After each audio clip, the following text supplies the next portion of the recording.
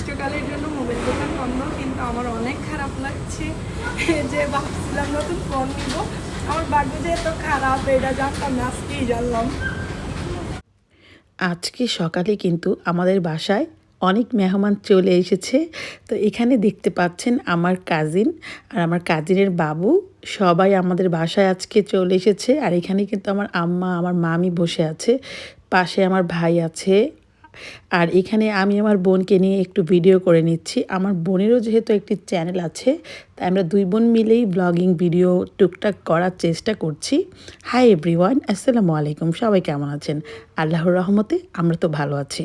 তো এখানে কিন্তু আমার ছোট্ট কাজিন, ও কিন্তু খুবই ফ্রেন্ডলি আর খুবই ভালো একটি মেয়ে। আর এখানে আমার কাজিন আমার জন্য কিন্তু কুমিল্লা থেকে রসমালাই নিয়ে এসেছে। আর যেহেতু ওরা অনেক সকাল সকাল এসেছে, অবশ্যই ঢাকায় একটা কাজেই এসেছে। তো এখানে আমি আসলে বাবু নিয়ে সকাল সকাল তেমন কিছু করতে পারিনি। আমার বাচ্চা নিয়ে যেহেতু এত সকালে উঠে কিছু করা আমার পক্ষে একটু কঠিন হয়ে যায়, তাই আমি আজকে বাসায় মেহমানের জন্য বাহিরে থেকে রুটি, মানে পরোটা, তারপরে সবজি ডাল যে যেটা খেতে চায় সেগুলি রেডি করে ফেলেছি। তো সবাইকে নিয়ে আজকে আমরা এক জায়গায় যাব ঘুরতে। ঘুরতে বলতে একটা কাজে যাব। তো দেখা যাক, সামনে আমি ভিডিওতে দেখাবো। আর এখানে আমি চা খেয়ে নিচ্ছি সবাইকে নিয়ে। তো এই যে বের হয়ে পড়লাম কিন্তু আমরা সবাই। এই যে আমার ছোট মামুনিটা আমার কোলে বসে আছে, ও কিন্তু খুবই আনন্দের মধ্যে আছে যে যেহেতু তার অনেকগুলো আন্টি আছে এখানে, সবাই খুবই আদর করেছে, তার জন্য আমার মেয়েটা খুব আনন্দিত আজকে। তো এখানে আমরা একটু ভিডিও করে নিচ্ছি। আজকে আমরা যাব যমুনা ফিউচার পার্কে। তো কেন যাচ্ছি সেটা আমার বোনের মুখে থেকেই আপনারা শুনে নিন। আজকে আমরা যমুনা ফিউচার পার্কে যাচ্ছি মোবাইল কিনতে। সো পরে যাওয়ার পরেই দেখবেন যে কি মোবাইল কিনবো, এটা surprise. iPhone 17. Hi, hello, Vanessa. আজকে এসেছি বসুন্ধরা সিটি। নো, এটা Jamuna future park. Jamuna future park. এটা হলো আইসাটা।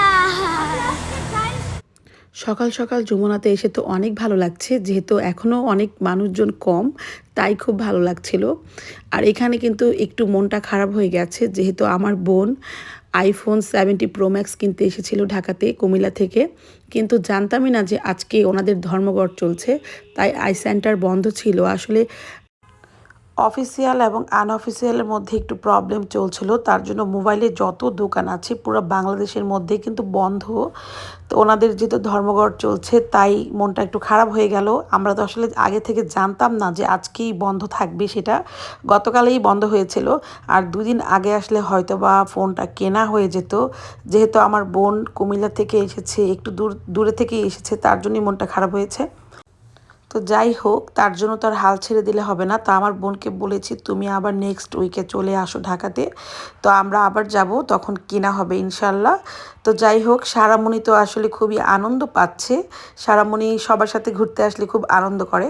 আর এখানে আমার বোন কিন্তু সানফ্লাওয়ারের সামনে চলে এসেছে, ও কিছু শপিং করবে, আমিও করব, কিন্তু ওখানে ভিডিও করা হয় নাই যদিও। তো নেক্সট পর্বতে দেখাবো কি করেছি। আর আমার বোন মনের কিছু কষ্টের কথা বলছে, সেটা শেয়ার করছি। যাচ্ছে মোবাইলের ফ্লোরে, তো আমরা যাইতেই পারতেছিলাম না। তো এই আর কি, তো জানি না কি হবে। মোবাইলের দোকান যেহেতু বন্ধ, আবার কমিলে ব্যাক করতে হবে। সো আমার ভাগ্যটা এতটাই খারাপ, মানে 2 দিন আগেও খোলা ছিল, বাট আমি জানতাম না আজকেই আসছি, জানি না, মানে আইসা শুনি আর কি বন্ধ মোবাইলের দোকান। তা আবার অনির্দিষ্টকালের জন্য। অনির্দিষ্টকালের জন্য মোবাইল দোকান বন্ধ, কিন্তু আমার অনেক খারাপ লাগছে যে ভাবছিলাম নতুন ফোন নিব। আমার ভাগ্য যে এত খারাপ এটা জানতাম না, আজকেই জানলাম।